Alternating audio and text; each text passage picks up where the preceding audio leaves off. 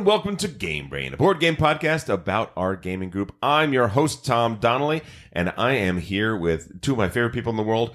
First off, we have Jordan. Jordan, how you doing, sir? Doing well. How are you, Tom? I am very, very well. Good game with you yesterday, man. Yes, we played a good game of Grande. We'll talk about it later. Yeah, we're going to talk about that. And then I can't see him right now, but behind the huge iHeart Podcasting Award, Ben Mandelker is back there somewhere. How you doing, Ben? Hi, Tom. I'm over here. Oh, there you go. I'm waving. There I am. Do you think we could move this somewhere? I mean, I know it's in the process of being bronzed. I don't know. Like, it's really like I need to make sure it's in front of me and showing off at all times to all people. Well, yeah. I can see that you have a chain attached to it, so you can just wear it like Flavor Flav. Yeah, I'm going to New York tomorrow, and I bought a seat for it. Fantastic. That's exactly what we're looking for here. Yeah. Congratulations. Thank you. Officially on the pod. Thank you. Very, very happy for you and Ronnie. You guys are some of the hardest working men in show business, and it's paying off. You guys. Thank you. You guys are giving me so much love. It's really actually. One thing I forgot to mention last week. This is not like I forgot to thank this person, but the thing that I was actually most excited to share on the podcast last week about that whole experience that I forgot to was that I flew back from South by Southwest, and I landed in LA, and I went directly to Matt's place for game night. And I have to say, like, there was something really lovely about having this major career achievement, like the highest career achievement I've received, or not achievement, but like recognition, right? Award. And then to just go immediately and plug into board games right after, and with my board game pals, and everyone was just like very sweet to me. Like, everyone's like, congratulations. And it was like a really nice way to cap off an exciting time for me. So I'm now getting, I don't know exactly why. Like, I know exactly why. The reason is that I'm doing estate planning now for myself and my wife and all that sort of stuff and things like that. And we're, the wills and all that sort of stuff.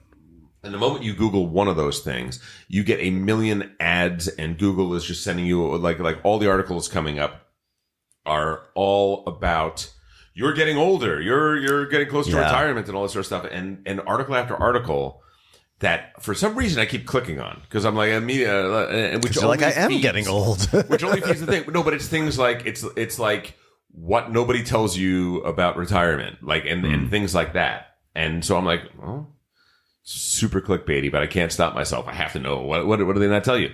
And the two things they're talking about are brain health and loneliness. Brain health and loneliness. And they keep talking about how for men in particular, but everybody right now, people do not have the tight-knit group of social connections in the real world as opposed to virtually that they need to stave off loneliness and depression. And there's a lot of depression going on in retirees and people, over the age of, 60 or whatever. They're hitting a lot of that. And having a gaming group that are people that I genuinely enjoy hanging with and seeing them once, twice, sometimes even 3 times a week is so important. And then the brain health is also the thing that gaming is great for. So every time you make a good joke, Tom, we'll say, it's because of us. It's because of you. Yeah. Exactly. We kept you sharp. That's the way it is. No, it's something that Jordan doesn't have to look forward to for many, many, many years because he's a wee baby. He's just a little one. You are millennial, right? Or are you Gen Z? No, I think I'm a millennial. What's before Gen Z? He's before Gen Z. Is Zoomer No, which Zoomer one is Gen Z. Zoomer and Gen Z are the same. Yeah, there is millennial. Then there's no before that. No, there's nothing. Even younger. Oh, I see. Nothing happens before. You mean after that? Yes, there you go. Well, it depends. Well, you are 31. You're 31. I'm 31. So you're either an elder I'm also Gen working Z. on my estate plan. Getting ready. Well, you're an old soul. You're a lawyer. I'm joking. No, he has a mature voice. Like I'm 100% serious. When my wife and I, we did something when the kids were very young, and that's one of the times you do it, right? So we did it, and then I realized, half of that is no longer valid. We need to change things up and do that. It's important. It is important, and I need to do it. It's been on my to-do list for like 9 months. And I keep putting it off, not because I'm scared to, but it's just the idea in life of having to make one more appointment and have one more consultation and figure something out. But, it's important to do. Well, I know some stuff about estate planning, so if either of you need help, yeah, absolutely. You're doing estate and trust. I've started practicing estate and trust law in the last few months. Yeah, I've been the executor of my uncle's estate for some time now, and it's been a long process. If things are not buttoned up right, it really does create a situation for the people after you. Does it when you play the game Last Will? In an attempt to tie this into board games, do you feel like it is accurate to your experience? Well, that is a Brewster's Millions game, so it's not really about estates or estate planning at all. It's just trying to give away all your money. When you play the estates, I do have a tie-in to a board game, but it's a little attenuated. Actually, I have a tie-in too. Go for Maybe it. ours is the same. What is it? I was going to talk about how recently finally got some plays in of Legacies. Excellent. You should do that. Mine was far more attenuated. Wait, are you going to still talk about yours? Or No. Later. Wait, I would like to know. Let's do Legacies. Okay. I'll bring it up when it comes up. So the reason why I'm bringing up Legacies, Tom, I feel like I haven't actually talked with you about this game yet because you were under the weather for a few weeks. Yeah. Glad to see that you're feeling better. Much better, thank you. But something that we talked about on this whole podcast, and that I played two like aborted games with Jordan, and then I played a third aborted game after like last week. Legacies. It's a game of generational wealth. And it's a game where you are. I just want you to know, I'm not just a host of this podcast. I'm also a fan. Well, for those who just became new fans over the past 4 days, it is a game of generational wealth, and you are basically the head of a. Well, I guess it doesn't start as a wealthy family. It starts sort of as a wealthy family. I guess you start as a wealthy family, but you are generating wealth and then finding a successor and passing it on. And the game takes place over 6 generations. So we talked about this game on the podcast. I was really excited to play it. Got it at the flea market. So Jordan and I, first we played a 2-player game to kind of iron out the rules. Right. Which was, I'm really glad we did that. Yes. I think the first 5 or 6 player game that we played would have been really rough. A disaster. Are the rules complex or ambiguous? They tending towards ambiguous, in my opinion. Yeah, the rule book needs another revision. Like there are many rule books are just surprisingly missing the thread, right? Yeah, it's like it makes you appreciate the good rule books, and it makes you really appreciate how they're actually like a lot of the games that we love have very, very well written rule books, because that is a good rule book can actually, or a bad rule book could ruin a game. 100%. Because if you don't know, if the rule book doesn't direct you not just how to play the game, but how to get to the meat of the game, you can just play around the edges and really. That's a great point. I just always think of like when I started in the hobby a long, long time ago, the old Avalon Hill rule books were written by aerospace engineers. And it is just section 1, subparagraph B, and it lays out this thing. And God bless them, they thought they did the best that they could. But it is so antithetical to the way human beings learn things that they're literally writing it as instructions for the parts of an airplane. They're writing it like a reference manual. Yeah. They want it to be something you can refer back to once you already know how to play. Exactly. Which actually a lot of 18xx rules are like that, and it is useful when you know the system and you say, oh wait, how does the train rust work in this game or something like that, and you know which section exactly to go to is helpful. I want to hear more about Legacies, but as a quick detour, do you have a favorite rule book? I do. Does anybody else have a favorite rule book? I can't say offhand. Sure. I can't say. Dungeon Lords is. You like the humor? You know what? You know what's so funny? I thought of that. It's not my favorite, but I thought of that one almost immediately when you said, because it's stuck out in my mind as a notable rule book. It is funny as hell. It is written with love. And somebody went to town on that rule book and just said, this is and like, it's one of those weird things where the first person in gets a half reward. The second person in gets a two-thirds reward. Third person gets the full reward. Fourth person gets back down to a half or a quarter reward. And they explain why that is. It's like, okay, so the first goblin goes there and he sniffs out the fact that there's food there. The second one, it gets a whole bunch of. Third one just gorges himself, but then there's nothing left for the fourth. And they describe it in such fun ways. And it's also very functional, though. It reads. You're reading it like you're reading a story, and by the end of the story, you understand the game. I actually struggled with that rule book. Really? Yeah, because I found that there were lots of little like humorous asides that were just there. I think it was there to break up the monotony of it all, like to break up the sense of like, oh my God, there's so much to take on. It was trying to kind of like lighten the situation and make it like digestible and fun. But I found it was very distracting. I feel the same way. I mean, humor in a rulebook is a real risk because if someone doesn't jive with your humor perfectly, so you didn't like it? No. And the dungeon loads. Yeah. And I feel like the same is true of like Galaxy Trucker. A lot of games made by Czech Games Edition have these humorous rulebooks. They don't really work for me.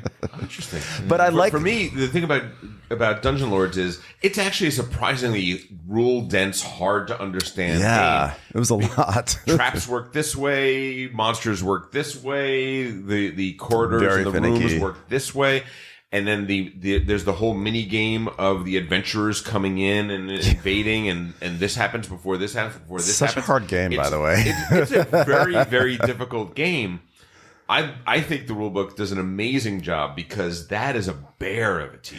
Actually, for that, yes, and I think that's where a rulebook could, for me, ruin a game. More so, even that, like instead of, like in addition to what you said, Jordan, about how you could like play on the fringes, a rulebook, if the rules are like not stated cleanly and like unambiguously, you find yourself going back to it multiple times. Like, how does that work? How does that work? And what happens is the actual momentum of the play session starts to flag. And then, especially if you have people who don't have total buy-in on the game in the first place, you can see them start to go, okay, can you look that up? And you just can feel frustration. And so you really risk like the vibe at the table, like going downhill. And like, Jordan and I've talked a lot about how I can't stand games that have like lots of little rules with to check back. Like, well, what happens in this scenario when if there's a barbarian over here, but there's a so-and-so here, but there's also a thing here. Wait, let's check how that works. We used to call that Chrome, right? Yeah, that was you're right. The term for that, yeah. And so that drives me nuts. So with Legacies, I think if Jordan and I had not done kind of like a trial run, that 5-player game would have been like, we would have lost all the buy-in. Like no one, not only, it would never have come to the table again, I think. Because... Well, or might have years later when people are like, oh, you know what? This isn't so bad. This is actually a pretty good game, which is the topic that we're going to be talking about this week. Right. That's beautiful. Jordan recommended this topic. He said, let's talk about games that when we first play them, we're like, meh. And then over time, we come to develop that deeper appreciation for it, right? Yeah. And part of that is from Ben and I went on a little journey to explore those types of games. But let's talk about Legacies for another minute, and then we can jump in. Well, so yeah, the rule book is, I think for anyone who's going to be playing it, just like know this, the ambiguities are really rough. And because the game was not like a huge hit, there's not a huge amount of support on BGG, which is frustrating. Right. There's no FAQ, and it desperately needs an FAQ. The rule book has things like, it'll say in some areas like, this is like it'll reference an area called the Hall of Successors, but then it doesn't actually say what the Hall of Successors is anywhere. And I have the PDF, so I searched Hall of Successors. It's like, it's one of these things, it's just very inconsistent.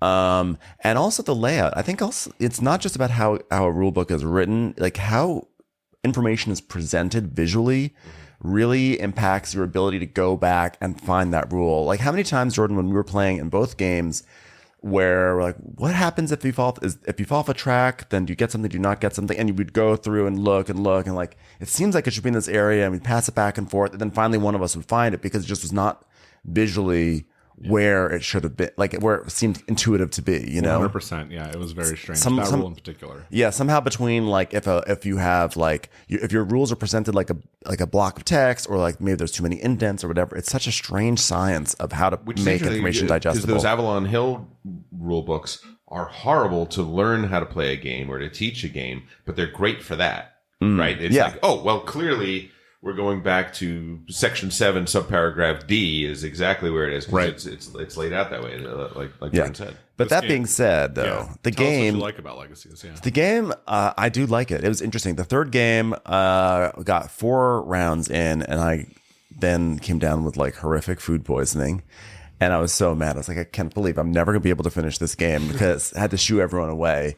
But the game is such an odd one. I like it, but it's an odd one because there's so many things going on. You are everyone has a character, and then your characters are related to industries. Two industries each. And so you can invest in your own industries. You can invest in your other characters' industries. And as those industries flourish, you can get dividends, but also every character has heirlooms, like their family has precious heirlooms. And so you could buy other people's heirlooms. And then as their industries flourish, their heirlooms become more important. They generate fame for you. Or maybe you just lock down your own heirlooms and then your heirlooms generate money. Maybe you're giving like tours in your estate to show off your heirlooms. I don't know. But there's all these. And most importantly, you make relationships with other characters, and the relationships generate resources and things. And there's all sorts of strange, interconnected things that are happening. Yeah, I'm dying to try it out. It's a very interesting game, right? Because you have these two dueling currencies. You have fame and you have money. And money you need for your actions. You also can donate it to your foundation, which will be worth fame at the end of the game. And its turn order. So that's banking points. Banking points, kind of, but at a far lower rate than you can just earn points for, as you're going. And yeah, you have this dueling heirloom system, right? If you buy your own heirlooms, they'll generate they'll generate you money. If you buy others, they'll generate you fame. But then tagged onto that, there are all these other strange little systems, like the stock investment system, the relationship system, where you can become friends with somebody, and the successor system, which is kind of one of the centerpieces of the game. Every round is a generation, and you have a successor that is going to take over your family for the next generation that you have to play at some point during your generation. Is it going to be Don Jr.? And is it going to be Eric? I mean, a lot of them are like that. That's exactly right. You said Paul came up with this framing of all of your successors are terrible. Right. And I think that's, by the way, if you play this game, it's really important to look at it that way, because if you look at it like, oh, the successor is going to give me a special power. Oh my God. But like everyone got a good power except for me. Most of the successors are actually really bad. And the framing you should really adopt is like, you have this great generational wealth, and oh my God, look at my crappy success. Like my son, my privileged, spoiled son who's totally incapable of taking over the family business, Right. It's difficult because you have a deck of maybe 50 or 60 successors, and there are probably 3 or 4 of them that are really good for you, and the other ones are terrible. And you get to draw usually like 2 and pick 1. You don't get a lot of choice. Exactly. There's not a lot of flexibility. Did you get Colin Hanks or did you get Chet Hanks? Yeah, no, that is literally what the game is like. And I think it's that framing is important, because if you don't have that framing, you could get really annoyed by the flop. But if you have that thematic framing, you can find it to be very funny. Actually, when we played, Jordan I was a socialite, and my daughter was named Cecilia, and her defining trait was that she was ignorant. Right. It's good that they have that thing. All the successors have one word to describe them, and most of them are not flattering words. I had an ignorant successor who Paris. I think I was like not allowed to make relationships or something like that, or like I was like out of the social circle. But so it's like thematically, it's a very funny game. When Paris Hilton hosted Saturday Night Live, some of the cast members noticed that she was genuinely uninterested in anything or anyone except for her. And they made a bet that one of them couldn't get her to ask them a personal question about themselves. And they were allowed to strike up whatever conversations they wanted, all to just get her to ask one question about somebody other than herself. And they lost that bet horribly. Oh, I 100% believe that. That's really funny. That is very funny. Amazing? Yeah. So that is, that's that character. This game does afford like role playing like that, and you can create your stories. But yeah, like there's a lot of weird systems that it's not that the systems are weird, it's just that the way that they all intermesh is weird. And the gameplay is very interesting because it's card play, but also kind of like Puerto Rico style quote unquote global events that you can play, wherein you say, I'm going to trigger that event, which means we all get to do the same thing, but the person who triggers it gets a better version of it. Sure. But you're not allowed to start triggering events until everyone has played 2 rounds of card play. So the thing is, the cards actually are often more useful than the events. And there's a weird timing thing. The round ends when a certain number of events have been triggered. So you want to get your cards in, but then someone may end the round, but then you also want to do the events. Sure. So there's definitely an interesting way of actually doing your turns and sequencing. Yeah. One way to think about it is the card play is extending your own board position, and the events are more like scoring that position, usually. Great point. Right? And so you want to extend your board position before it scores, but if you're the one who triggers it, you get a little bonus scoring or a little bonus money that'll help you out. And so that's like one of the primary You guys have tensions. played this at what player count so far? A 2-player, which would not recommend. I mean, it was like we had to play with the bot, which we actually started to forget about the bot, which was Yeah. Well, we were still struggling with all the systems. you're trying to Yeah. follow. The last thing we wanted we were like, to worry about. we forgot the bot had to right? take a turn. And then the other 2 were actually at 5 players, and Plays to 6, right? it plays to 6. 5. I have to say, I did not mind 5 players. I thought there was like a lot of good table talk, and there's definitely a lot of interaction, which is good. And playtime? This is a long one, like 5 hours. The 4-player. The 4 generations. We started around 7:30, and we're done with generation 4 by midnight. And that's 2/3 of a game. 2/3 of a game, and we did have 6 hours probably. and like with a 30-minute break for it's start this one hours. early. It's not it's sometimes it feels like it could, if you have a group that likes this game and plays it a lot, you could probably make it a game night game. Because I think in the beginning there's a lot of like, what am I doing and why am I doing it? Like, the game does not have a clarity of purpose. And so you are just sort of doing things, but I think one would come through. Is it something that in the teach you could impart that? Or is it something that is it something that evolves naturally over the course of the game? That's why I'd want to play a full game, because then I could really know where it's headed. Well, I'm in. Okay, That because sounds fascinating. I really Can't want wait. to play like a full game. It's an interesting game, and I think it's a game where it reminds me of Brass, where if you try to just do your own thing, you will probably end up with failure. But if you are reading the game state and seeing what other people are doing and figuring out ways that you can capitalize off that, you will find success. Like, I had like a power. I was like, this is a good power. I'm going to flog it, and I'm going to do this so I can get cheap heirlooms. But then when the power went away, because I got a new successor, I was behind everyone else, and because I hadn't been actually reacting to what anyone else had been doing, where everyone else had been. I think that's a good point in comparison to Brass, but I also think that if you're a fan of Brass, that does not necessarily mean you'll be a fan of No. It's not a correlation I mean, in that way. It's a correlation in the way that going your own route is a detriment generally, Right. which is Yeah. true. Right. You have to engage in the... And Brass is a far significantly better game. Let's be honest. Look... Brass I is was Brass. going to say it's tighter and it's shorter. I mean, and it's it's not focused. fair. You Yeah. can't If you were to compare say, anything what to are the Brass. elements that Tom looks for in a game? What are the things that Tom is going to like in a game? I think most people would say things like he wants player versus player interaction, Yeah. all that sort of stuff. But my number one by far is, can I LARP it? And it sounds like I can LARP the hell out of this game. Actually, Oh, and yeah. that's to me the best part of it, because not only do you have characters, not only do you have successors who have names, and the successors have personalities, Yeah. but every card you play has a title. So it might be something like I don't know. The very first card I played on Saturday was a brilliant idea, and so I played this card called A Brilliant Idea. And then I went and made a relationship with the local inventor, who was played by Shay of Rado. And then afterwards, Shay went and he then made a relationship with the local thief. And then they all flourished, and I had no money, and they were all making so much money. And I was like, oh, well, I had a brilliant idea. I told the inventor, and he went and he stole it, and he did it with someone else. And here I am, this like retired general who was just languishing, and I've got a daughter. But then it turns out that the daughter was actually the promoter's daughter or something. Like, we created a whole story. I feel like I just have to. I have to play it, and I have to bring back my hegemony middle class voice. Which is what? Like it was sort of like a Ted Oh Kennedy? my God. Oh no, that. Oh no! It was Still don't know how that's.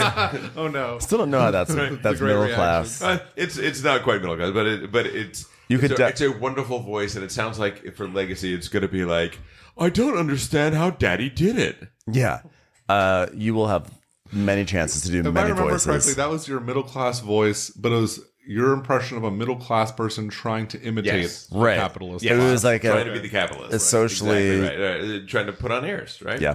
So anyway, that was Legacies. It's fun. I want to keep exploring it, but it's a weird one. Like it's not like. It's a very strange game. It's more outside the realm of what you'd expect than most of the games we play. So Yeah. definitely look into it before buying, I would say. Like I don't know, are there any videos? There are there was actually a Rado video, and Heavy Cardboard did a playthrough, and there was something else. Yeah, check those out. You'll see it's a real funky one.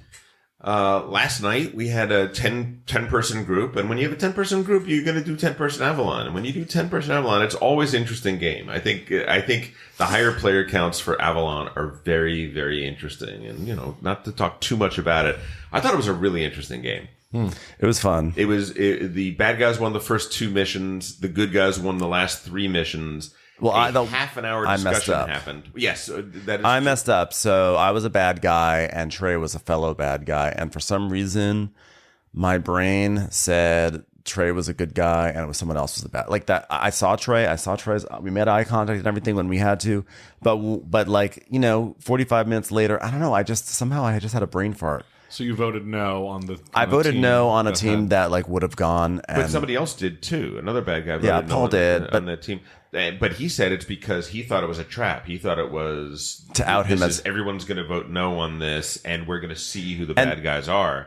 So I think that's not quite a broken game. You know what I mean? No, it wasn't. It was just, but I messed up in that I made a move based off of information that I had literally like.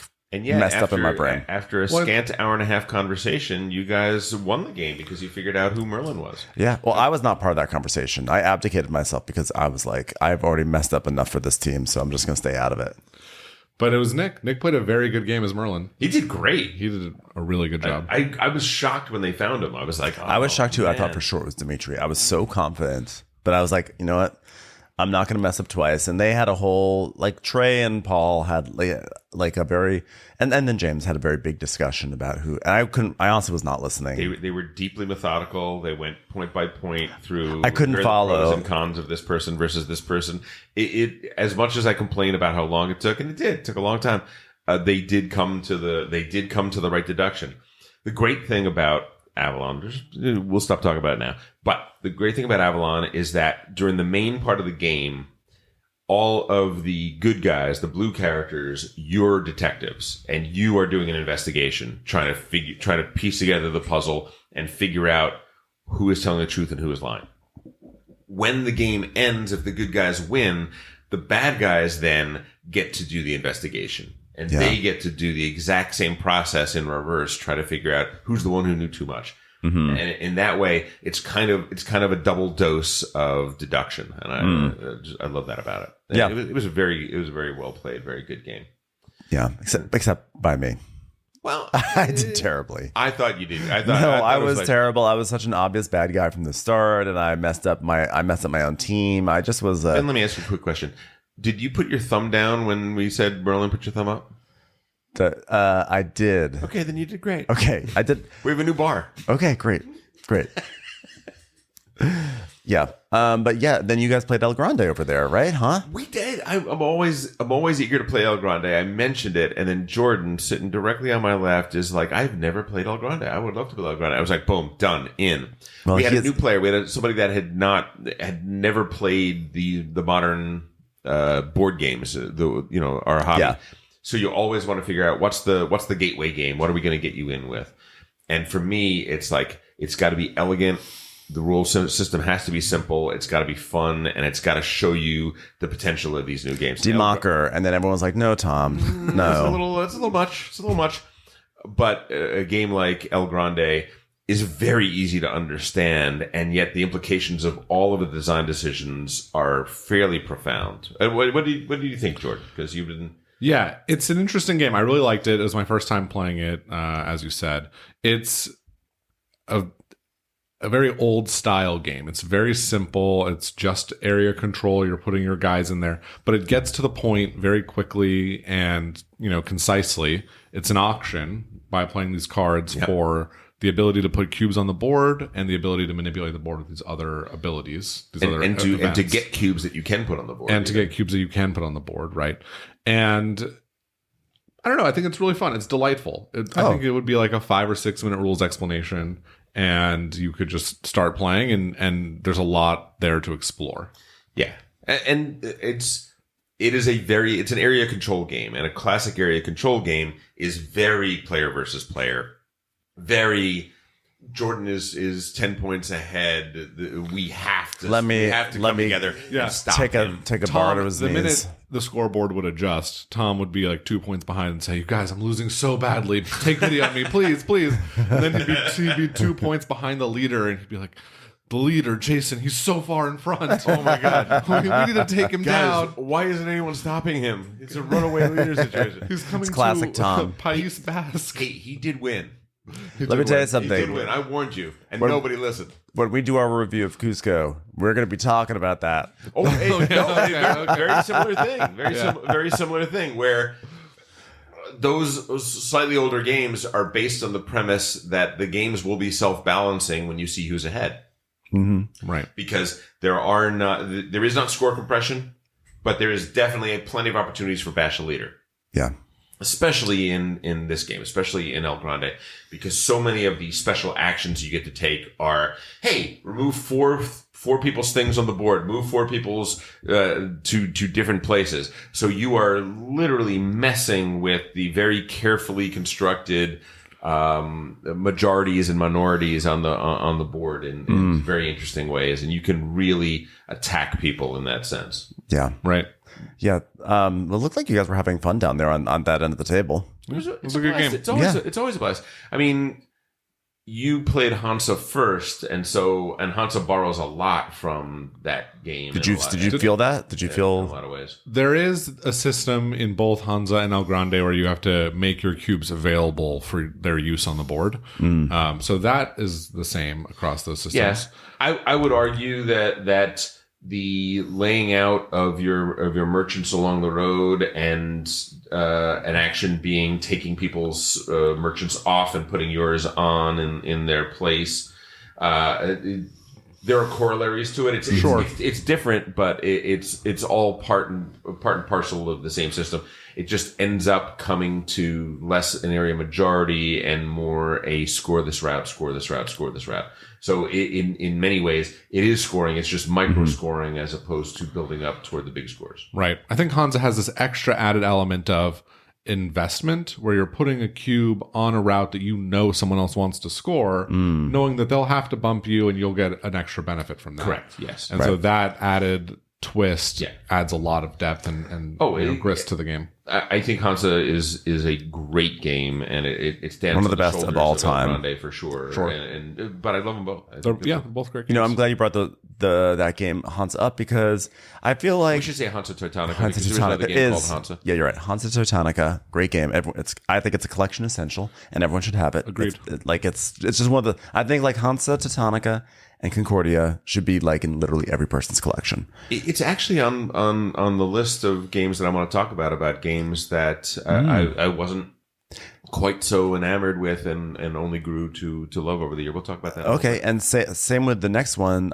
Last night that we played, I won't get too much. I'll talk about our session a little bit, but Franchise. We played another game of Franchise on the other end of the table, and that also reminds me of Hansa Teutonica because. By the way, I'm just gonna say Hansa going forward. Okay, we're not talking about the other Hansa. I'm like, now I'm paranoid. I'm like, what if someone gets confused right now? But you know what? I think Hansa Teutonica has, and there's a certain genre of these games where there's a relatively static map, but like it's an incredibly dynamic experience because it's all about, like you said, players self-policing and making sure that the game state is what I don't know, this parodying the game state or whatever, or like everyone has to pay attention to everyone else, Yes. right? It is your job to police runaway leaders. And franchise, which we've talked about a lot, and I'm going to be talking about later in this episode, really is about that. You know, it's like we're sprawling out on a map and people are trying to take control over regions, and you kind of have to tussle with people. Otherwise they have free reign. And so we had a really fun session, like a really, really fun session last night with Paul, James, Dimitri, David Gillison, and me. And it was good.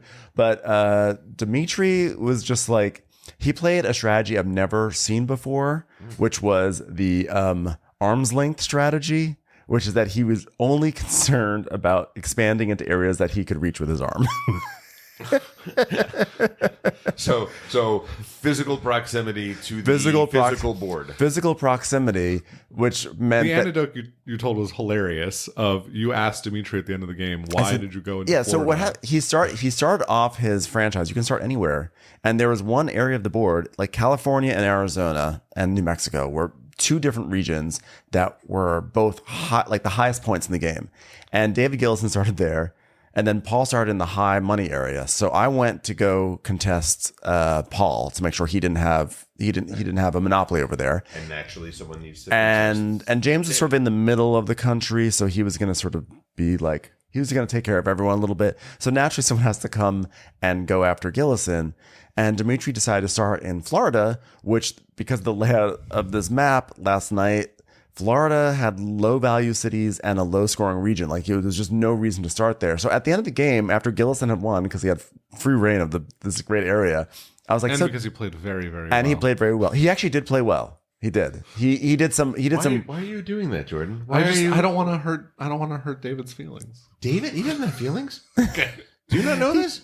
He did do some really smart things. Like he did some really aggressive moves to lock people out of his region. But I was like, so Dimitri, why did you start in Florida of all places? It was so low scoring. Like, why was that attractive to you? And he goes, well, and he starts like as if he's about to launch into like there's something about Florida with the sun and Paul goes, it's because it's what he could reach. And he goes, yeah. Paul cutting straight to the point is hilarious. That drives me a little crazy. Sure. Yeah. Oh, it made me actually. It actually really. It made me. It was very funny when you said that, and I laughed. But in retrospect, I was like, so you weren't really there to play the game. You were there to move stuff around in your corner of the board. You kind of break the game if you're not, like. I mean, it wasn't totally broken. I mean, James lost by 5 points. It was very, very close. It was still a huge amount of fun, and there's still a huge amount of laughter. But it's also like, I was like, Dimitri. Yeah, but right. Yeah. Yeah. No, that's tough. That's tough. Yeah, he was like, you know what, tonight I just want to play in my corner. Which, by the way, we all have those moments where you're like, I don't know. I just want to have my little corner of the game, and I just want to play in this little corner. Don't touch my stuff. Jordan, don't touch my stuff. I've never seen Jordan have that moment. That's true. I usually get involved. That's right. Yeah. Jordan's a mix it up kind of guy. Yeah. Jordan is a drink your milkshake kind of guy. If I can, I will drink your milkshake. Jordan is so sweet, but he will cut you. No, yeah. You both share that, by the way. That's what you both not, you present very Ben does not think of himself that way. No, but he does. I'm an innocent, delicate lady. You present adorable, and then the teeth come out. You guys are both that way. I present as a shark, but I'm really I'm a very sweet person. I would never do anything aggressive. Did I play a game in the afternoon yesterday where I spent the entire game pillaging Jordan's victory points? Perhaps. But I'm just a gentle soul. You were just playing the card. You were just doing. It's a nice thing if you can get. People look at me as a danger and a threat, and you guys are the nice guys. But so maybe we could talk about that game. That could be the first in our topic of games we're revisiting. Yeah. Does that make sense? Or yeah. was there anything I have no other. So the topic today are games that started off kind of meh, or started off that we weren't that interested in, and over time we came to love, we came to deeply appreciate, which is something that happens from time to time. I mean, we talk all the time about the opposite, where I loved Messina the first 3 or 4 plays, and then by the time we got to the 6th or 7th play, I don't know if I need to play it again, right? The bloom off the rose is something that happens in a lot of things, but it can happen very much in this hobby. But sometimes there are those games that just kind of get under your skin, and what started off as something where you thought, I don't need to play this more than one more time, suddenly becomes a lifelong love, right? Yeah, like you revisit it, like you say, you play it like once or twice, like this is fine, it's not great, and then it sort of sits on your shelf, and then you're like, well, I got to clear off the things on my shelf. Let me give this one more play to know for sure if I really want to sell it. And then you play it, and you're like, wait a second. Yeah. Wait, what? Like, how was I not playing this every day for the past 5 years? Exactly. So, Jordan, you were the one who brought up the topic. What's the first game that comes to your mind within this area? Well, I'll be honest. I had a slightly different framing of the topic. Oh, by all means, please. It was games that we initially wrote off that deserve a second chance, but not necessarily that have already become a lifelong love. Oh, okay. Yeah. So it could be on the games that spectrum. might be that. Right. or games that are just that made a much better impression the second time around, or something like that, or that you revisited a few years down the road and found to be something that you initially wrote off and shouldn't have, that you should have given a little more time to. right? Okay. So still in the same kind of. We can do that too. I just don't have any games that I love that I recently came back into contact with that I'm sure will be lifelong loves. That's a very it's all kind of on the other same way. I don't really have any games that I am rediscovering that I think might be. I think I've kind of made my conclusions. I think that's fine. It's just that you're on a about different. You're just farther along down the path. But it's either way. In both cases, these are games that initially were kind of like maybe meh or whatever, and then second time around, is just sort of looked at it the second time around and said, "Wait a second, there's actually there could actually be something here." Yeah. right. I mean, for me, like I can start by saying some of Reiner Knizia's games, especially some of his early games, they're so simple that when I played them the first few times, I was like, "Oh, it's a great game. I'm not sure it's really for me, right? I'm not sure that it's not something I'm going to keep coming back to, but I liked it. I thought it was great, right? Yeah. I very much enjoyed it, but it's almost a little dismissive of it in the back of my mind because it's so simple. Like, Jordan, do you remember playing Ra a few weeks ago? Yep. Yeah. Ra is one of those games. Samurai is one of those games. Modern Art, even. I looked at my rating for Modern Art this morning. Yeah. I had it down at a 7.5. I immediately changed it to a 9. Yeah. Modern Art Raw is one of my favorite games. Oh my god, it's an amazing game, but Yeah, I don't love Raw. It's kind of.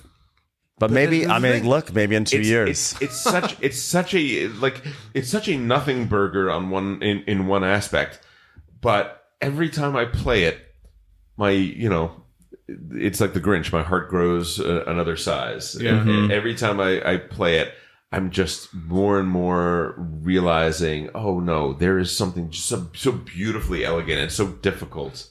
And Raw is one of those games that you can introduce to anybody, and I have, to a variety of gamers and non-gamers and pseudo-gamers, and everyone, after one play, everyone I've played it has said to me, where can I buy this? Except and for then I have me. to tell them, except for Ben. And then I have to tell them, You can't. And then I have to tell them, you cannot. You can buy it for $300 on eBay until another printing comes out. You can take this copy for $500. Right. No, I wouldn't even sell mine. Like, Yeah. But I mean, obviously, I see the value in Raw. I don't love set collection, so like the auctions in pursuit of set collection, like it's more like I don't dislike it. It's just more like he has other really fun auction games that I prefer more. But it's not a game of set collection. It's a game of greed. Yes, That's really what it is. And the auction system is I'm not a really greedy unique person. with I'm a good person. You can only win 3 bids, right? How greedy can you get with those 3 bids? Yeah. And I won the last game we played. I won with having the worst sons, the worst bidding tokens ever. But all I had to do was keep having these auctions go off when there's only a few things out there and force people to use their higher numbers for lower rewards. And that is very clever. And so many people, their highest bid markers never get used. right, because you think it's worth so much. Right. So you're like, I can't waste this 13 or 16 on this, piddly set of tiles. It I is mean, it is the 100% psychology, a game of greed. the psychology behind it is very fascinating, as you guys talk about. I'm like, that is really cool. Yeah.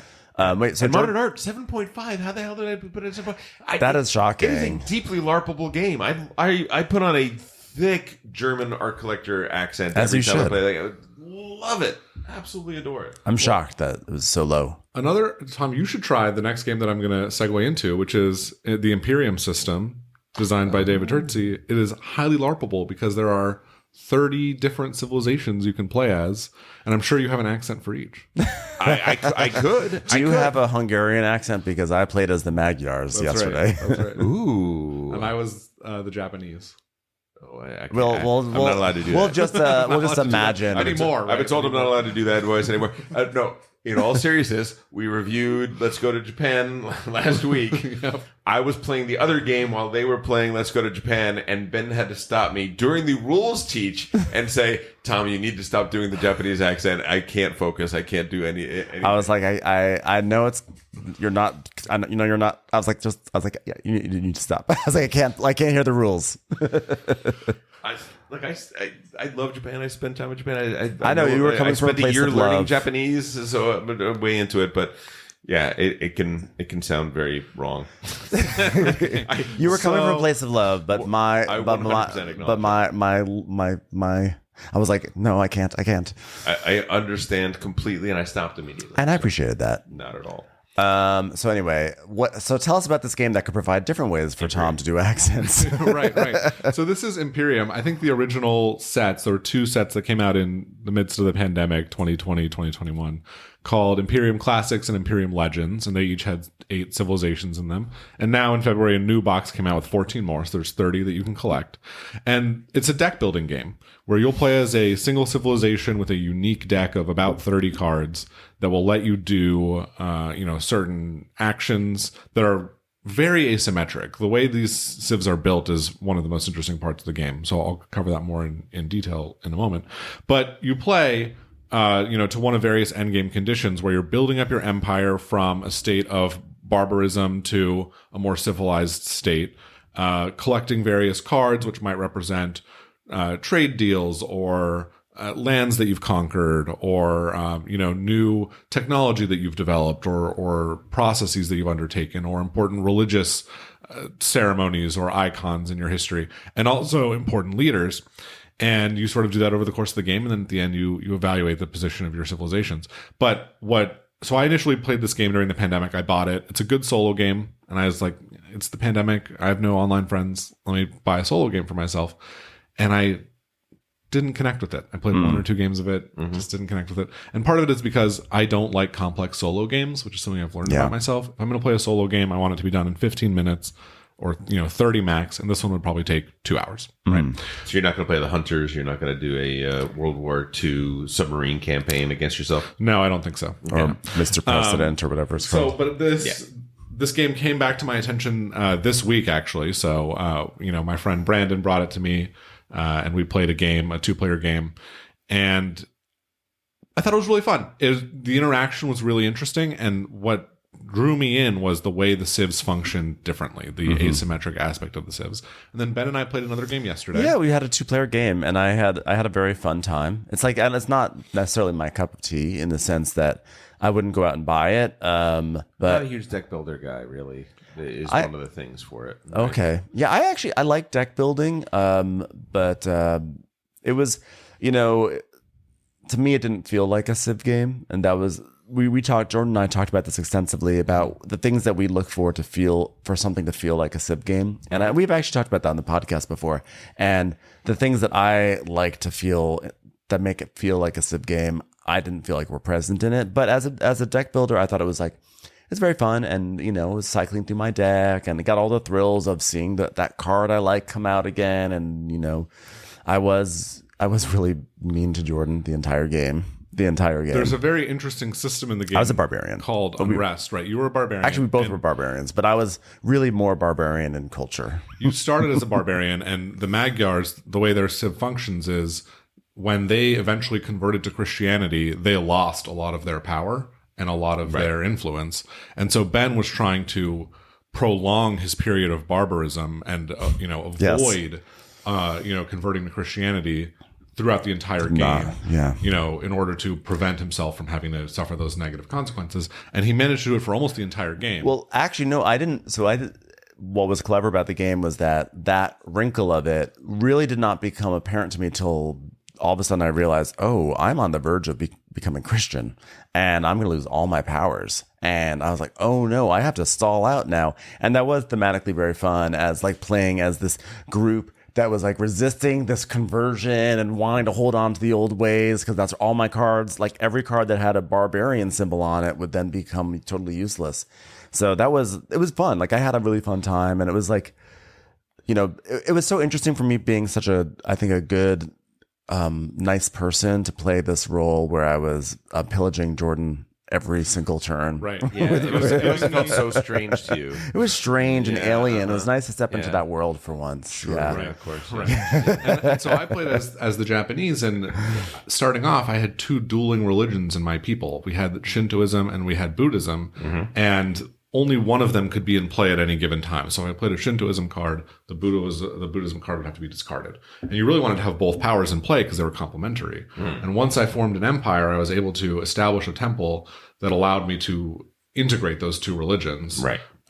Which I assume is historically what happened, and then bring people into those religions. So it's really interesting the way that these simple cards model these complex civilizations and give you a little taste of the history. And that is what is so appealing to me. I want to play all 30 of the civs, including, legendary civs like the Arthurians and the Martians and other sorts of groups, and see how the classic game models Martians versus the Magyars. These different groups. And there's also more obscure peoples like, the Taino, and I can't think of another example right now, but you get the picture. Right. I think I'm going to sell you one more time on one piece of it, Tom, that I think you'll like. There are cards that are in your deck that are leaders. And these leaders are, they do something different with leaders. Like if you're playing a traditional Civ game and you have Gandhi, you have this little ability for the whole game, as if Gandhi's living for, the 1,000 years that you're developing your Civ for. In this game, you play your leader. It's a one-time big effect, and then it goes into your history, which is an area of cards that you never interact with again during the game.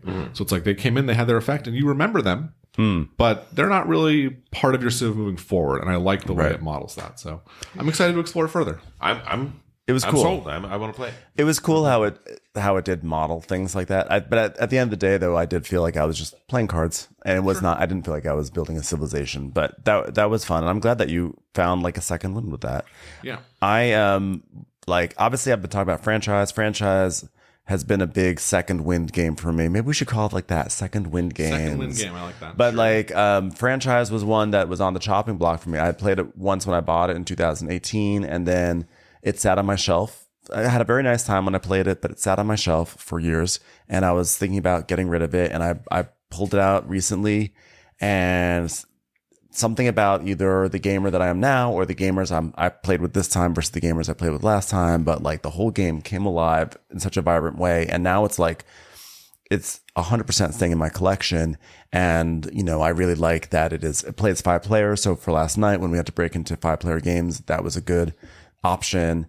And it's good for new players because it's got really simple rules, but players with more experience can find a lot of like meat on the bones. Like there were a lot of really big decisions and choices. And by the way, I gave Dimitri shit just now, but at the same time, like one of the fun parts of those games is that when someone is playing in a way that you don't expect, like it's kind of fun to see how everyone else has to like deal with that. And like, what does that mean? How does that change the board state? Because, it just creates a whole new dynamic. So it's a great game.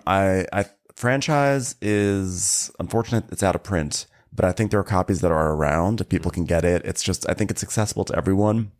I'm excited I think both of you guys have not played it yet, right? I have not played and it. I think that you guys would both, especially you, Tom, I think you would really, really like it quite a bit. I'm in. So franchise is one of the big ones recently where I revisited and was like, oh, this is a good one. This is a keeper. I think for me, the one that I would put in this category of games that might go from meh to great is something we mentioned on the podcast recently. Dune Imperium. It's having a moment. I was going to talk about this too. That's great. There we go. Dune Imperium. I did not love, and people are gaga over it, and I was just like, I don't understand what they're seeing. I don't think that this is a great game. I don't think it's a bad game. Yeah. It's just not. It's not ringing the bell at all. It's competently put together, but it's not. But Uprising, everything I'm hearing about Uprising sounds like it could be the expansion that transforms the game. Mm-hmm. And there have been games that have been utterly transformed by the expansion. For me, I can name two. So Tribune, first of all, initial Tribune. Listen, I bought it because it was Karl-Heinz Schmiel. It was the guy who created Demacher. He's got a Roman game out.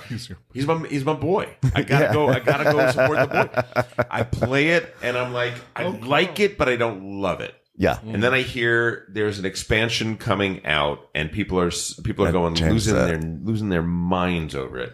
I get the expansion and immediately I'm like, oh, this is a totally different game. Not just the fact that there's this asynchronous player that plays a radically different game than everybody else, but everything that was good about the game is suddenly dialed in, and just he took a wrench to all these different things that just felt a little looser than they needed to be, and made this tight machine. We should be clear, Dune Imperium Uprising is not an expansion. It is actually just a fresh version of the game. Oh, sure, really? Yes. I did not realize it's that. It's almost like a second edition. Yes. So this is almost like viticulture in Tuscany, where Tuscany was like, "Oh, let's." Yeah, right. Yeah. Tuscany is correct. The other thing is, I would say that for me, Grand Austria Hotel was my also ran in the Simone Luciani series. It was I didn't like it as much as Lorenzo. Clearly, I didn't like it as much as, but a lot of those other games, it was just sort of the also ran. But Let's Waltz really makes it a very different game. I mean, it is just a radically deeper, heavier. It is a bear of a game to wrap your head around and play. And really, it is 100% just an expansion, but it makes the game so different in so many different ways that I feel like I'm playing a whole new board game, and it's amazing. Now it's one of my favorite games. It may be my favorite of his. So in terms of Dune Uprising, Dune Imperium Uprising. So this is like a new edition. People are losing their minds for. I'm like you, Tom. I only played Dune Imperium once, and I had like famously like one of the worst experiences with it, just because we were supposed to play bus.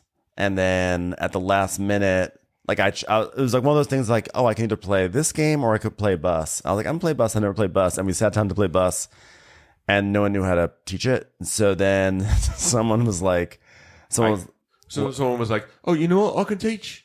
Someone was like, I can teach Dune Imperium. It's like, okay. Who was it though, Tom? I mean, you can tell that it was Elder. And the point is that the person who taught Dune Imperium did not know how to teach it and didn't seem to know all the rules. No, well, and we sat there. This is an example. By the way, this actually ties in like the importance of like knowing rules, because we sat there and was like, well, how does this do? What does this do? And then some of the cards were marked up with pen. And so I think you should go back to Uprising, because I played Uprising this week. Yeah. My friends invited me to play and I said, I think I might just stay home, because that's how little I like Dune Imperium. Yeah. And I decided to go, and I went and played. And you can actually catch this game on YouTube. It's on Optimal Play. My friend streamed it. Anyway, it was really fun. Uprising? It was very different from the original Dune in two key ways. Dune Imperium, the original Dune Imperium. The cards are far more interesting. In Dune Imperium, you get a card. That was one of my problems. Who cares about this card? Right, Yep. Exactly. Yep. The cards in this game were... they made each player's position feel radically different. That's great. And they were very powerful and interesting. When you went to the market, you had a really important choice about how you want to develop your deck. So it's more of a deck builder. The original game didn't feel that way. The other way it changes the game is you'll remember the battle system wherein you get points for winning battles. Yeah. In the original Dune, it's like 1 point per battle for all the rounds of the game, up to 10 rounds. In this game, it's 0 points for the first 4 or 5 battles, and then 1 to 2 points for the later battles, or If you have a worm in that battle, you can double it. So there's this crescendo So at the it end of the ramps game up. where you can score 4 points in a single battle, and it creates these big moments where someone's putting all their troops forward and someone's trying to defend for their life. And you have these really big moments as opposed to the original game, which kind of plodded along. Yeah. You'd win a battle, you'd get some points, or you wouldn't, and then you'd go home and do it again. So the Uprising feels more like Dune, the board game, where you're throwing everything, just desperately trying to win this one battle. That's perfect. That's exactly what it should be. Yeah. I would totally be interested in playing it because I also do feel like, I really do deserve to give just even base game Dune Imperium like a proper shot, and I don't think you need to I wouldn't give. bother. I would at this point just Just go right to I'm going to Uprising. insert myself into the Uprising. There you go. I'm going to do it. That's what I will do. The other done. thing that's interesting is they try and make it compatible with the old game. So the new game only has leaders from Dune Part 2. You'll play as a character. So I don't think you can even play as Paul Atreides because he's in Dune Part 1. You can only play as In Dune Uprising, you can't play as Paul? I don't know. He's the main character in Dune Part 2. He's the main character in Dune Part 2. To be clear. No, I know. But mean, like, you it's only new combine the characters. games. Like you can play as Fade Routha, and you can play as Lady Fenring, and you can play as Princess Irulan, right? The characters who are in Part 2 Who are of the movie, basically introduced who are not, there. right? Exactly. I don't know if they have any of the old characters. You can bring them in from your copy of Dune Imperium, but apparently it might be a little wonky to bring in the original material. So that's a That little seems like a funky. miss. I'm not sure. if Paul's in it. I could be wrong. That's all right. I don't like Paul anyway. Okay. Well, Paul you're not Atreides. supposed to. Paul You're Atreides. not. If you're reading Dune correctly, you're not supposed to. I'm like, he's so mean to his mom. To like him, it's. Well, it's one of those. What is the thing? The old saying. The old saying is education is knowing that Frankenstein isn't the monster. Right. Wisdom is knowing Frankenstein is the monster. Oh, look at that. That's a Right? good one. Is that good? That makes you think. I Isn't like that it. good? Jordan's thinking. Hold on. He's processing. Processing that. We should talk more about that after the podcast. That's interesting. It means that education means knowing that the monster is just called the monster, And Frankenstein. and Frankenstein's the doctor. Frankenstein is the doctor, not the monster. I see. And But wisdom is knowing no. The That real the doctor monster. is the monster Okay. of the piece, right? I thought you were talking about. Anyway. No. Okay. Frankenberry You get what I'm saying? cereal. Yeah, I get what you're saying. Okay, good. It's a great quote. Good. Jordan, Yes. what's another game that you... Paul Atreides is Oh the man, monster. Dune Imperium was going to be my second one around. Okay, I'm going to talk for a second I stole about something from Netrunner. Jordan. It's the best. The thing about Netrunner is that I never didn't like it. But I haven't played it in 2 or 3 years, and it's come back to the fore. And so it's kind of a second wind. Actually, for me, it's kind of a third wind game. Wow. Because I've played it twice before in my gaming history. It is the best card game, in my opinion, 100%. ever made. It Yes. is Ever made? ever made. It is Like Card Battler, you mean? Card Battler. 1,000% agreement. It is the thinking man's. It is the connoisseur's game. It is asymmetric in a beautiful, amazing way in which none of these games are. There is essentially an attacker and a defender of sorts and yet the defender has plenty of attacks to their own style of play. Playing corp decks versus playing runner decks are radically different. The strategies employed in them are so different. Right. It's amazing. We should start by saying the theme, right? It's a cyberpunk theme. One side will play as a corporation, and one side will play as a hacker or a runner who's trying to, to access the corporation's servers And steal your secrets, essentially. And that's where the most amazing decision made. Well, there's two, but one of them is all the points are in the corpse deck, right? The runner doesn't have any points in their deck, and they have to go into the corpse decks and their hand and their cards on the table to try and find them, and the corp has to try and protect them. It's a genius design. Yeah. And secondly, the click system, right? Where you have 4 clicks per turn, basically. Essentially actions. And so you can set up these little combos, but not too much of a combo, right?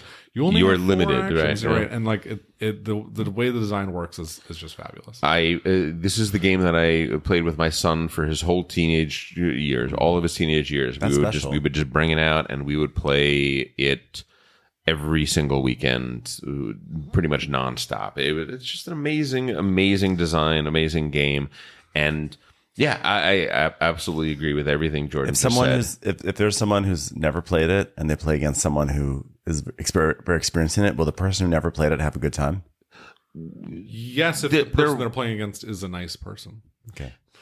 And there are little handicaps that there are little handicaps that can be done. There are every corporation has a different makeup and agenda and way of and style of play. Every runner has a style of play as well. Some are seen to be generally stronger or weaker than others. Now, it is a collectible card game, or trading card game. So to some degree, you may not have the best cards for this player type and things like that. It's not a collectible card game. It's an LCG. So if you buy a pack, you get all the cards. There's no randomness. You do not. You can have up to 3 of each card type, and you would have to buy multiple sets to get. That's not true anymore.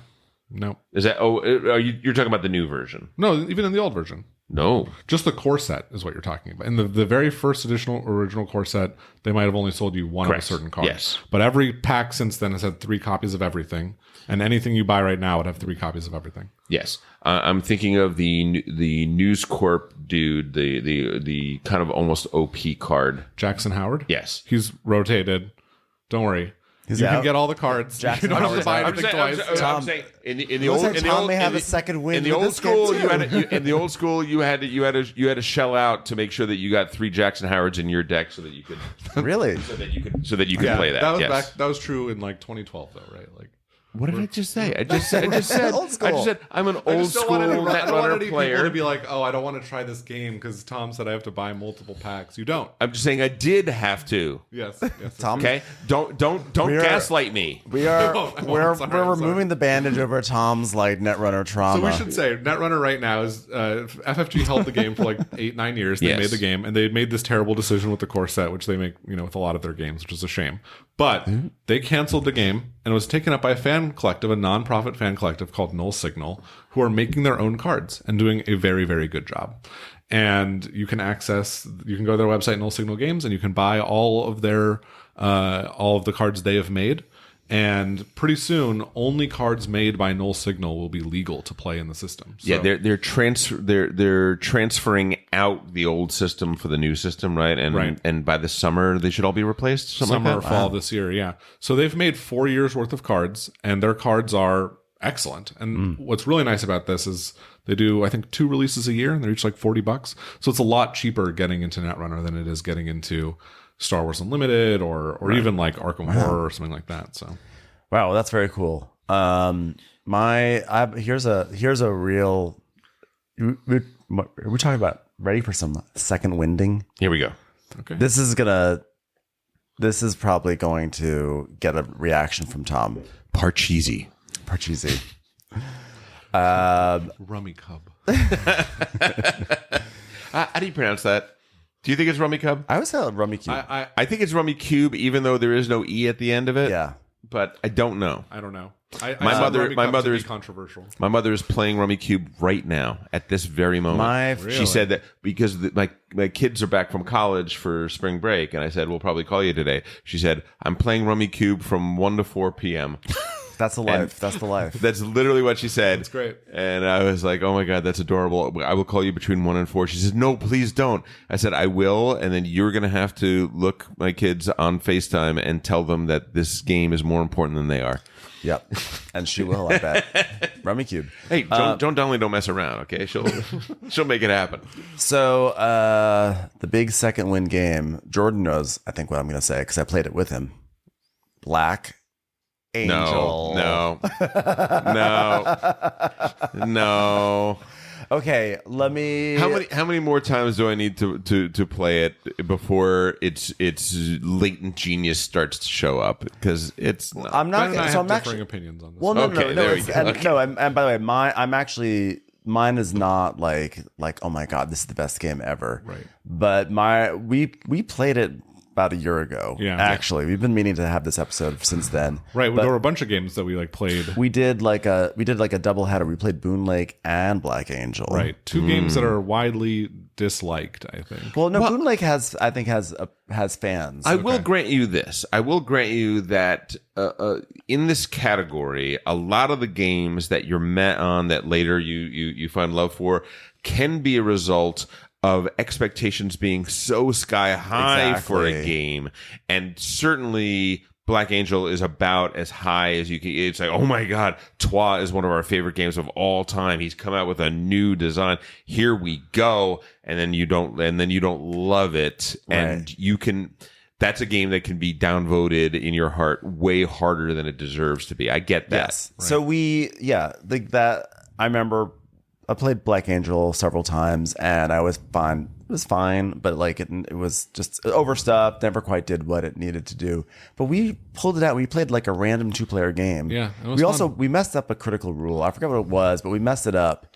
And it was the number of dice the bot has or something. Right. We didn't, I don't think we gave the bot dice. And so we sort of like burned through the game quickly. Oh, that's right. But the reason why it's a second win game was playing it the second time just sort of disconnected from the hype and disconnected from all the expectations, just playing it as a game.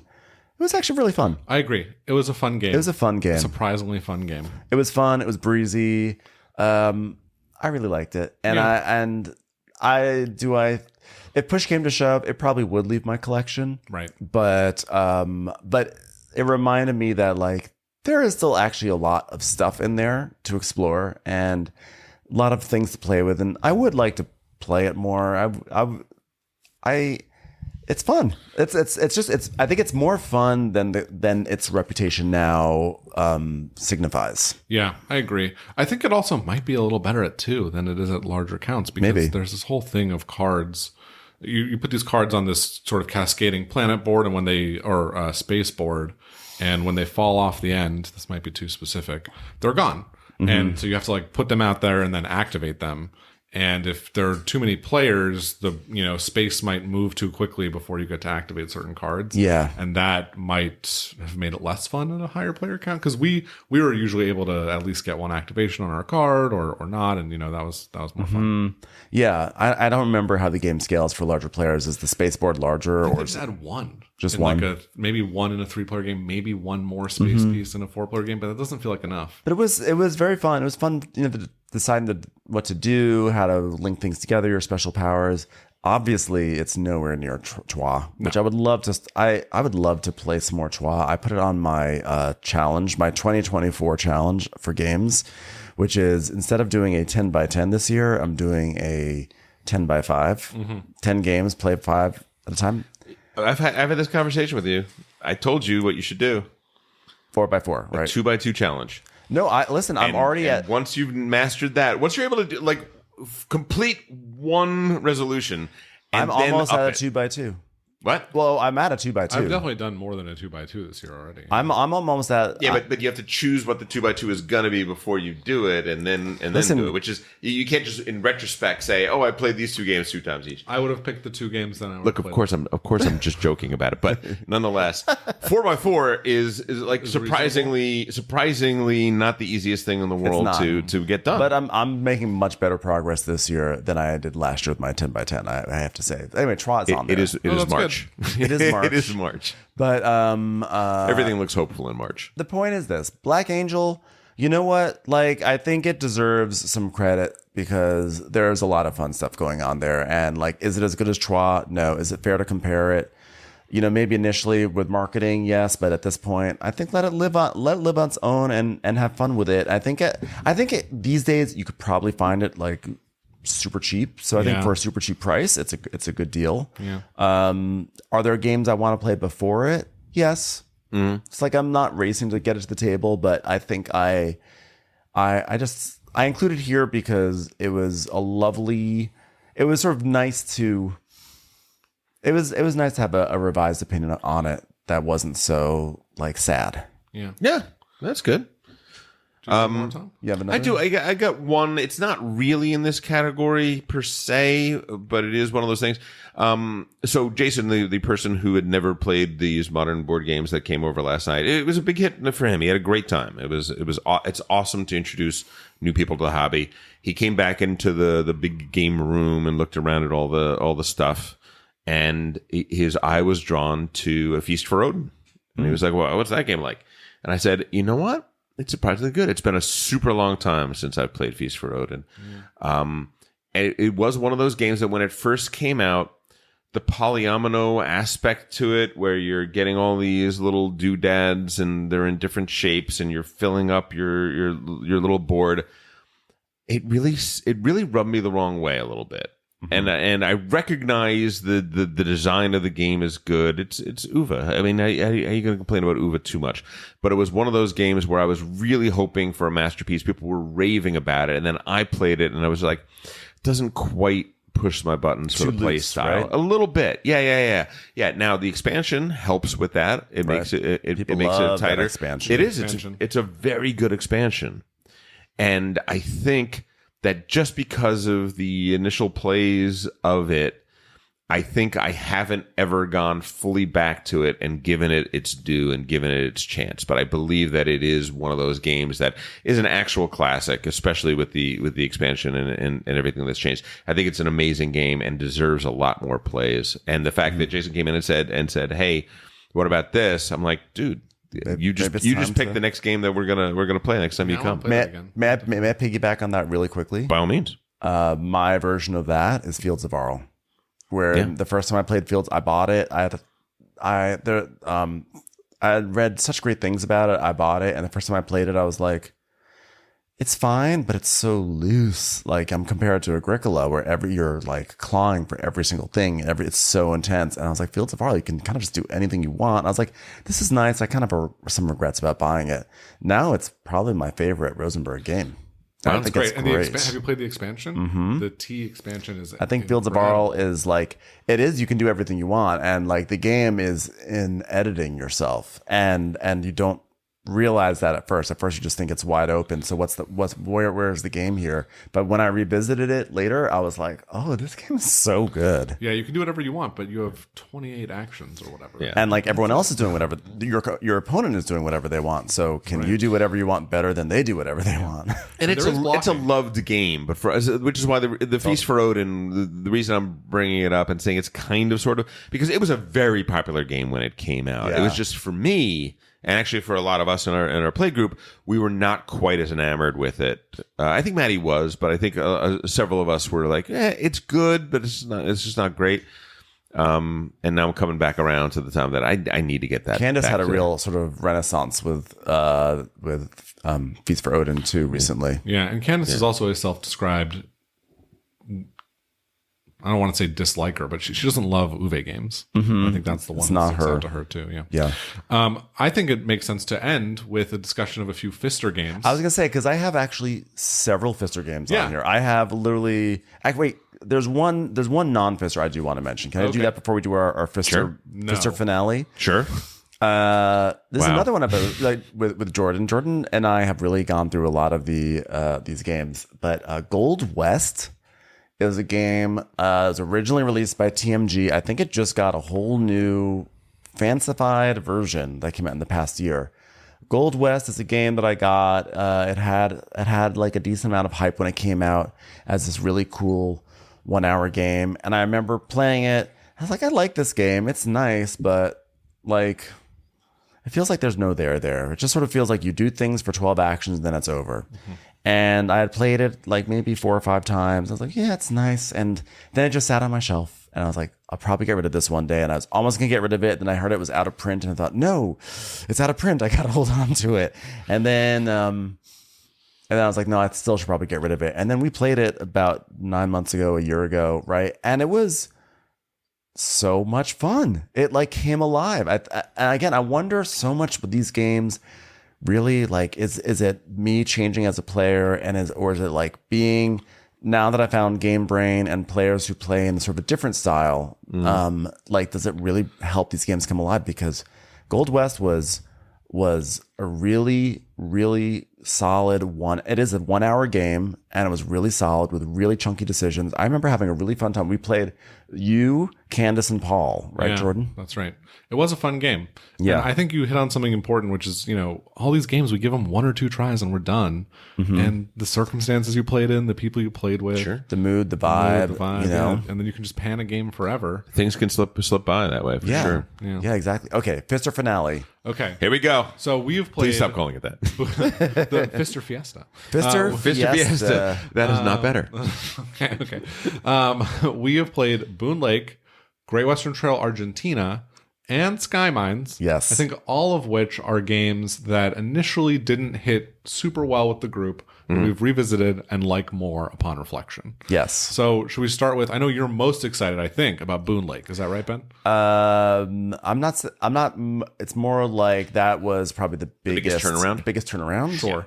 Which is that I had played actually 2 2-player games with Jordan, which was very fun, very lovely. And then recently I played a 4-player game with Candace, Paul, and Tim. Did you play it when it originally came out?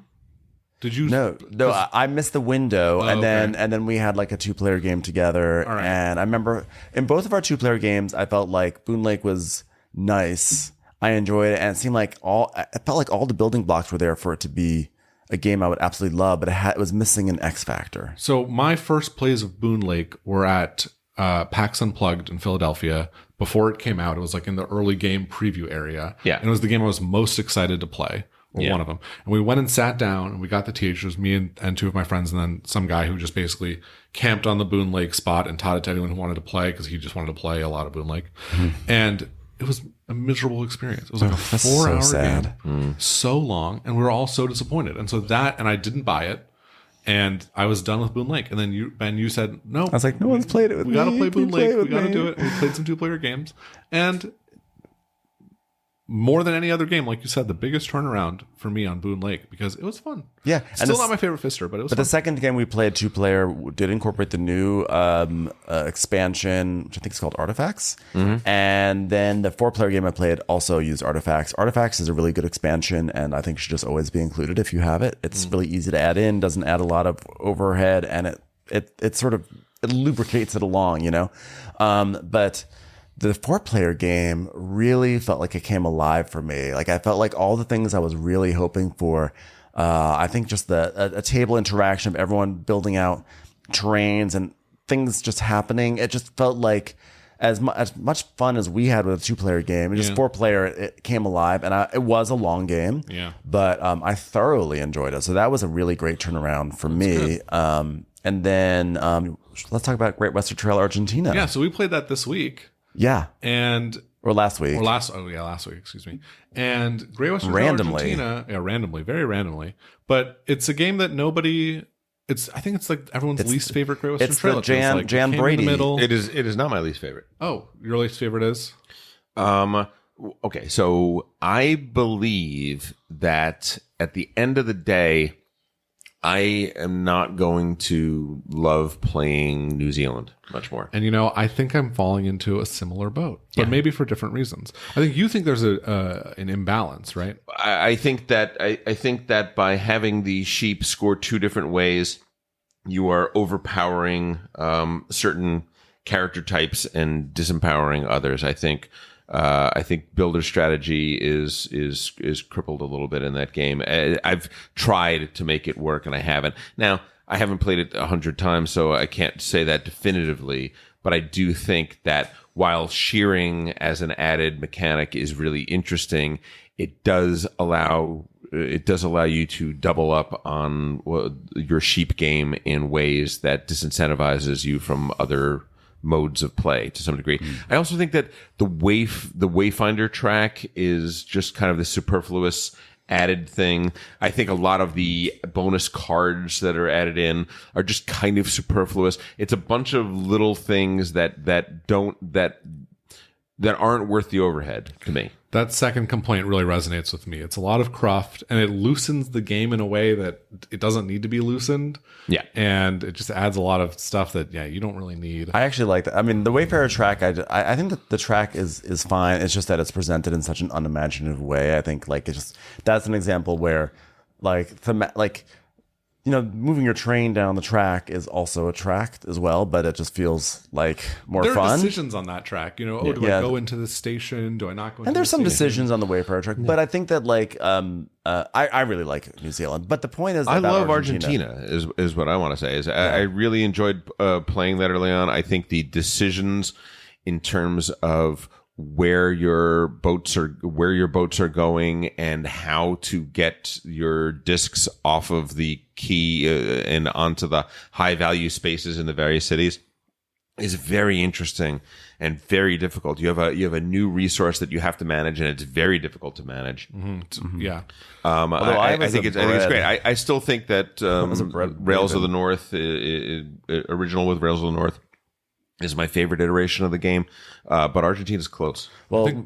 Yeah, I was gonna say. Well, we played Argentina, and it had actually always been my least favorite. I always felt like, you have the foundation of Great Western Trail, which is great, but I found like a lot of the new systems were not like they didn't mesh well for me. I felt like they were kind of convoluted, and it's like these boats go here, but these boats leave at this time, and this boat goes here, and then you can take it to this. You could drop your stuff off on this part or this part of the board or that part of the board, and then you have to move it down to this. It felt very sweaty for what it was trying to do, and it was not intuitive to me, and so I thought it was fine, but I just didn't. I missed the clarity of the original one. And then when New Zealand came around, I enjoyed the stuff that you guys may have an issue with, which is I enjoyed actually that it leaned more into deck building, etc. But we played Argentina sort of very randomly last week,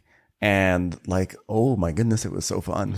It was like, I was like, oh, all those convoluted systems, they finally they settled in place, and like when you're not dealing with those systems, you're just playing.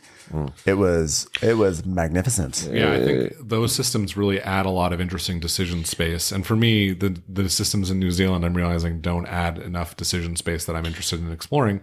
And the way the boats function and how you're trying to race to get your discs on boats before they leave, or falling short of that and having to plan much for the future, along with the system of managing this very difficult to obtain resource in grain, is it adds a lot of meat to the bone that isn't there, I think, in either of the other two. I also think it is the only game that you can speak with an outrageous accent. It is I can't tell if you're doing Spanish. I can't tell if that's Spanish, French, or Japanese.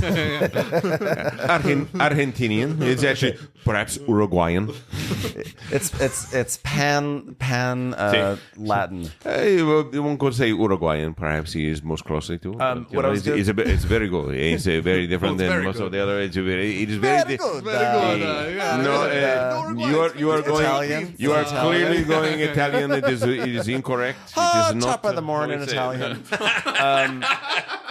So what I was going to say though was it was really fun, but I had a lot of fun playing a different strategy than I ever had in those games. I don't know if you remember, Jordan. Every one of these games has that starter building that's like you get something for every building that you built on, like trees. Yes. So I had one that I had, in Argentina, it's like you get grain for every building you build on on a wheat field. Which, by the way, is way more powerful than in the other games. It's like 2 coins. I mean, 2 coins is impactful. So I built all these buildings. Getting a grain engine is so important and so crucial and so difficult to manage. Well, I mean, difficult in the wrong hands, Tom. Because what I did was I basically I did not the craftsman strategy, right? So I was building. So I rarely get to even do that strategy. So I was doing that, and then I was building all these buildings, and I made sure every single one of them was on a wheat field. And so every round I would just get all this grain, and you'd fill up to max. I was doing grain, and I was doing certificates. I only bought one cow. Bob el Constructor is what you are?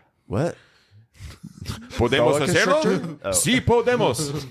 But I only bought one cow, I think, the entire game, and I got other cows as like rewards for things because of by delivering out in outside of Argentina. Right, we played with the backside of the delivery, which I think is really instead of money. Yeah, I think that was really great. Yeah, and I mean I didn't win, but I think but I was extremely competitive. Like Very, it was very close. but it felt like it was one of those games where you're like, well, I didn't win, but I had so much fun on my journey that I like, who cares? Yeah. You know? Yeah. And it was cool to be that competitive without having purchased. I will play any of those games, to be 100% honest with you. Absolutely. When I'm slagging, when it sounds like I'm slagging off New Zealand, I am not. It's It is just a still it is subtlety. still a great game.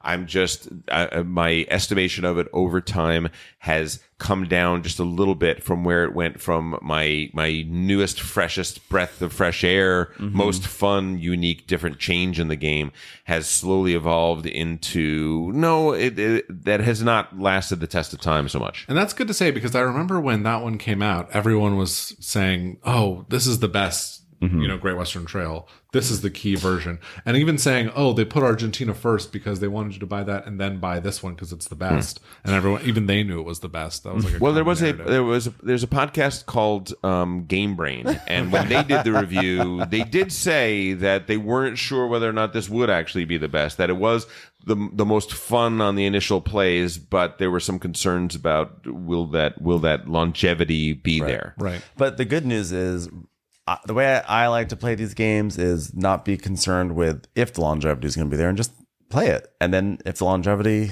isn't there, then you'll find out, Yeah. So I just, right now I am definitely in my happy period with New Zealand. So I'm like with you. All three of them are so fun. It's like, of course, on a podcast where you're forced to like rank things, Right.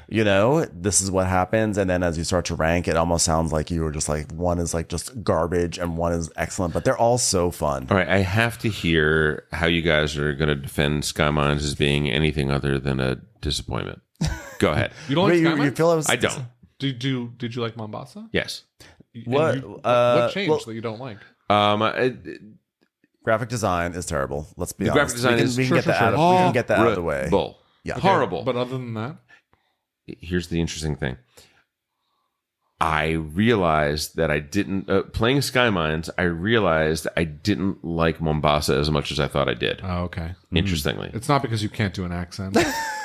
I could do a lot of accents with that. I mean, it's the moon. It is my guess is that it's a United Nations kind of zone where there are people from all over the world. yeah, you can do any accent you want, I could do any accent I want Anything. for there. It's wild card. So you Absolutely. And let me be Skymines clear. made you dislike Mombasa. The game where I cannot do an accent is Mombasa. Yeah. That is the game that I can't do an accent. That's the game that we keep telling you. Please stop, Tom. Please. I will say that Elder loves my accent in Mombasa, but I won't do it. Yes, well, and we appreciate that. But it's interesting that you say that though, about like that you realize in retrospect that you didn't really like Mombasa that much. I didn't love it. It's like it was. Listen, it's a very interesting design. You're investing in shares in these various companies, and you are doing things on the board that are making them succeed more or fail more, and you can change. It's very much a stock market game in a lot of very interesting ways.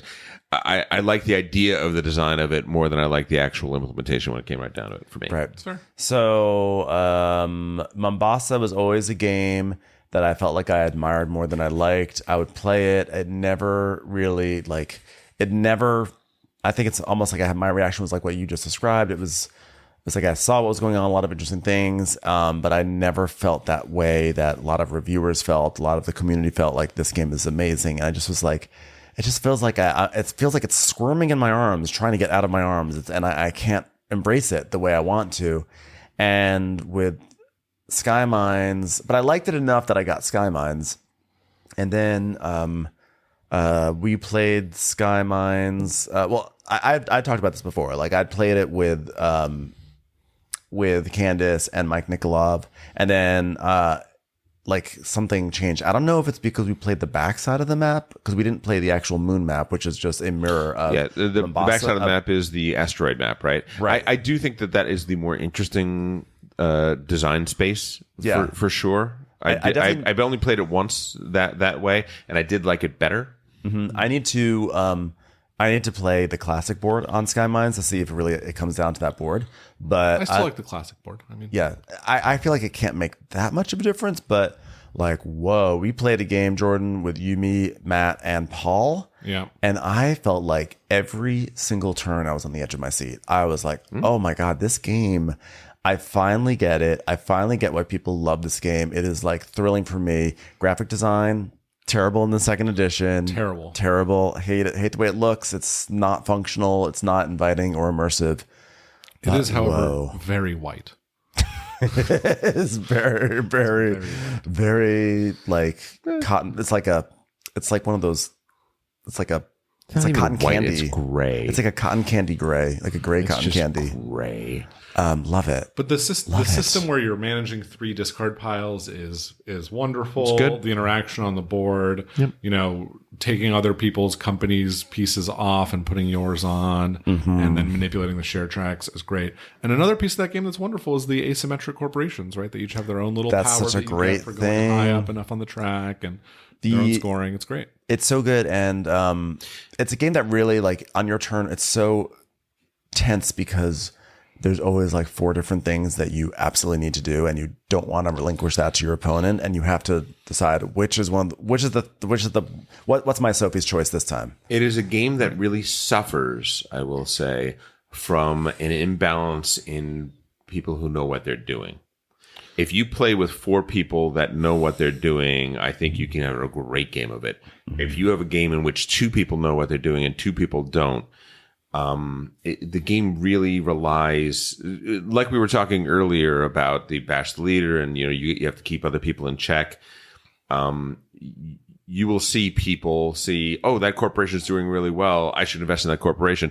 All you're doing is feeding the people that are already invested more heavily in that corporation, right? You need to be able to hurt that corporation and build up another one. You need to be able to play that game, and that is something that takes several plays to be able to do to some extent. And where it gets tricky is that in Skymines, a lot of times the way, like, one of the reasons why you're expanding your corporations in the way that you are is because you're trying to like get bonuses from the board, and so you're like, I need that bonus so badly, but then I need to expand this corporation I'm invested in, but then I also need to beat back that corporation because everyone's invested in that highly. So there's so many decisions. I think it's like, that's actually probably the one that, like, Boonlake had probably the biggest turnaround. Argentina was the biggest surprise, but Skymines is the one that had like rose up the highest in my estimation. It's probably it's probably like it might be my number 2 Fister. I don't know. I really love Maracaibo also, but What's your number 1? Great Western Trail. The original or New Zealander? I think I would have to say the system. Just call it the system, maybe the right? system. I would have to say the original just because I played it so much, and like I need more New Zealand plays before I can say. I don't like Maracaibo either, so maybe there's a. I like Maracaibo. I love Maracaibo. I love I just think you can end the round in Maracaibo. I like that too. I I love games where you control the tempo. Yeah, I think that is a huge thing. I think it is hard to implement well because people don't always take advantage of it the way they should. But much like with Ra, properly played, Maracaibo is a game about greed, right? Yeah, it's 100%, which is great. Yeah. The only thing is that like I'm the one. I love going on my Sunday walk through those boards. Like, I love hitting every single place. That's right. I just love it because it's so fun. So like, those games are. So you're a mark. You're a sucker in that game because that is not the. I know it's not. Yeah. Well, because that's what's tough about playing with Game Brain is because you guys are like tempo, and you guys like rush to Kansas City, you rush to Maracaibo, and like I get it. That is the game. It's the but same. Like. As a testament to the game, every single action space brings me so much joy. I want to stop and visit each one and play with each spot and maximize it and just have fun with it. And you can't. It's the same as building a deck in a competitive card game, right? You always build the minimum size deck because your 51st card is your worst card. Right. Ben wants to play Maracaibo like it's Let's Go to Japan. I do. That's what he wants to do. I want to stop everywhere. I want to make a big, beautiful engine. I'm happy to take my time. And I feel like, didn't we play a game recently where I've said this before, my little spiel about wanting to take my time. And didn't we play a game recently where I was like, what I liked about this game was that no one could rush it and I could just enjoy my build.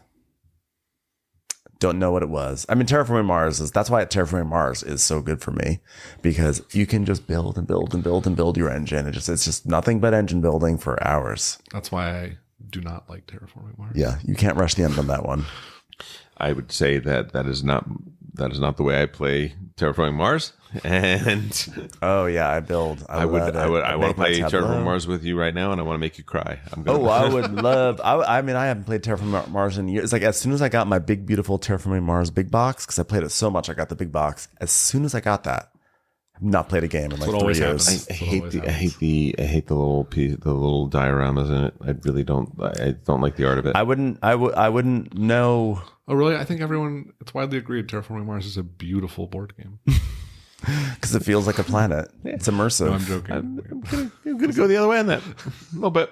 Yeah, I probably did not need to get that big box, but I went there. Anyway, that was it. That was all. Those were the big. I think I'm going to give you an opportunity to mention one more game, Ben, because you were talking to me about City of the Big Shoulders. Oh yeah. Well, City of the Big Shoulders is not really like a second wind for me. It is a second wind in that it's like.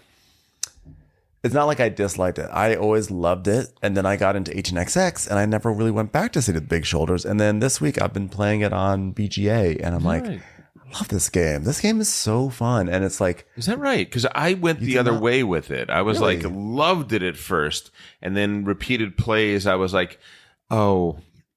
It's kind of like, why would I play this when there's 18XX? Because 18XX is a clearly richer design. But what I found and I think that's maybe why I stayed away from it. But I found playing it right now, there's like really fun decisions to be made about how you're doing your worker placement and taking these actions and like how when you place your meeple, you're going to be giving other people benefits and you're benefiting yourself and how you're going to use that to advance your stock price. So it's basically like an extremely operational 18XX where it's not so much about the stock manipulations.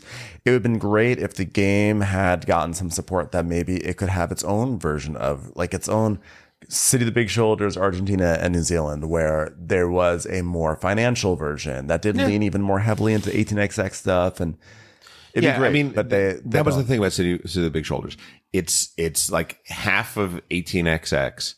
And it doesn't really add that extra element. Like there's like one or two more things in that game to make it a more economic battle. But there could be more financial shenanigans. It'd be great. It could be a Splatter-ish game very easily, but it doesn't quite get there. It's one I want to revisit though. Give it another try. It's still very fun. The decisions are really fun, and like honestly, it does bring together 18XX and Arkwright and.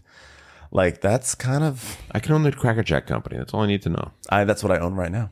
I'm running the Cracker Jack company, and someone just got into wheat, and I'm very upset. So we're going to see what happens. So well, should we wrap this one up? Let's wrap it up. So now is generally the time where I say that we have a thriving Discord and a thriving Facebook page where we get a lot of people talking. But actually, I have to congratulate Ben for bringing our YouTube into the modern era.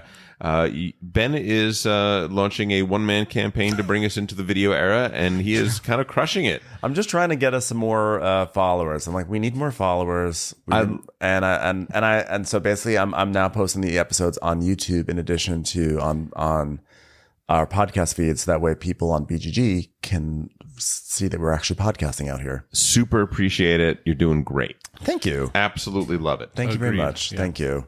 Way to go. And you've been listening to Game Brain, produced and edited by Matthew Robinson, Ben Mandelker, Trey Alsop, and Tom Donnelly. Special thanks to Daedalus for our incredible music. You may know him as Alfred. And Edamar Peleg for our incredible graphics. You can find us on Discord, on Instagram, and on Facebook. Please come and find us. And go out today and play some games with friends. Or make some friends with games.